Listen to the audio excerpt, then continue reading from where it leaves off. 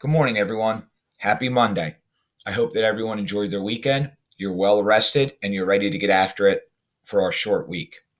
Before we begin the week, I want to let everybody know there will be no Google Meet on Wednesday, November 25th. For those of you that are 100% remote, your responsibility is to complete the project.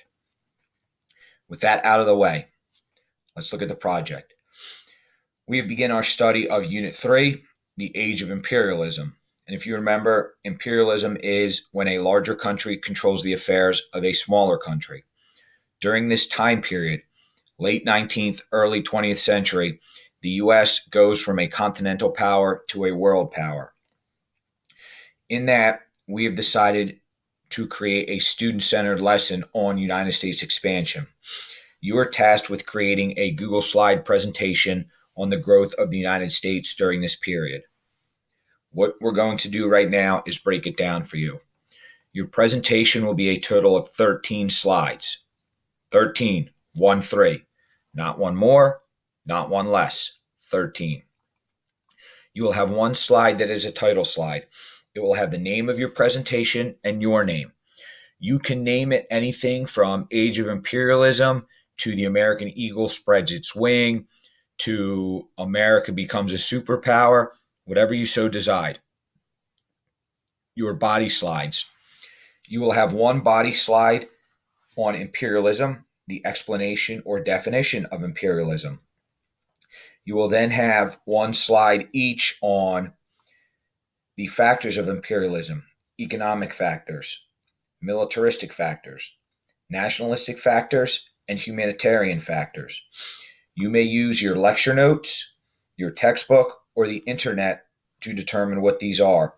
We also discussed these in our lecture last week. From there, you will have one slide on the Spanish-American War. We want to know who fought in it, when and where it occurred, why did it occur, and then what were the outcomes of the war. In other words, where does it fit into the big picture of American history? You will then have one slide each on the following: Alaska, Cuba, Hawaii, the Philippines, Puerto Rico, and you will choose one present-day country that you think that the United States should colonize. Those are your slides. Here's what we want for part 4, the Alaska, Cuba, Hawaii, Philippines, Puerto Rico, and present day. We want to know, where is it? So we want a picture with the location on a map. If you want to do a picture of that nation and a little cutout of a map, that's okay, but we want to know where it is in the world. We want to know, when did America take possession of it, and from whom did we take it? We want to know 3, how did we take possession? Were we given it because we won a war? Did we sign a treaty with another nation handing it over? Did we buy it? We then want to know which factor of imperialism does it fall under. In other words, how does the United States justify its colonization of that piece of land? And it can be more than one. And we want to know why it falls under that. And then, how does the U.S. benefit? As an example, the U.S. would benefit from taking Iraq because they establish a military base, which is military, in the Middle East, and they have access to oil, which would be economic. In addition, America is spreading democracy and modern technology and medicine, so they would be nationalistic and humanitarian. Now, I'm going to scroll back up for present day. For your present day, we want the same 5 pieces of information. You are going to hypothetically pick somewhere in the world that you think the United States should colonize. We want to know where it is, when and how we took possession of it, who we took possession from, and then which imperialistic factor does it fall under. Remember, this is hypothetical. In the past, we've had students say that the United States took possession of Canada when we bought it for $1 billion. We've had students say the United States bought Russia when it went bankrupt. You could say that the United States took possession of a country after World War III. You could say the United States signed a treaty with a country. Whatever you guys want. That part is make-believe. However, the which factor of imperialism does it fall under is not. That's transfer of learning or transfer of knowledge. You have to take what you've learned and what you've applied to Alaska, Puerto Rico, the Philippines, Hawaii, and Cuba and apply that to this new territory. And remember, 4-6 for present day, it can be any nation of your choice. We just want to know those details. Just like with the other slides, you're going to have all of the same information. So 5 of these are going to be historical, and then 1 is going to be hypothetical or present day. How are you going to be graded? It's a 65-point project, each slide being 5 points, and you'll be scored the following. If you're missing everything, you get a 0 for that slide.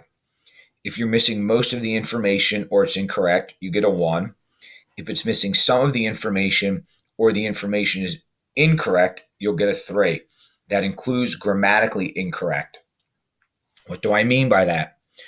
Looking at our lone survivor essays, many students did not capitalize proper nouns. America, Afghanistan. Many students did not use the correct verbs. They would say things like, the SEALs made their decision, and say THY apostrophe RE. That's incorrect grammar, so make sure you take care of your grammar. If your slides are concise, accurate, and grammatically correct, you will score a 5 for each slide. This project will be due Wednesday, November 25th at 8 p.m. Remember, this is a 65-point project. This is a big project. If you have any questions, feel free to ask in class or shoot us a remind or an email message. When you go to look at the project, I have included the template that you see or the instructions that you see in front of you. We have also included a starter template to get you going. You're going to have to make adjustments and additions to the template. However, it provides you a base to work with. Again, if you should have any questions, reach out to us via remind or email. Remember, you have all day Monday, all day Tuesday, and until 8 p.m. on Wednesday to complete this project.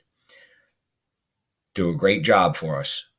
For those of you that are 100% remote, we hope you have a happy, healthy, and safe Thanksgiving.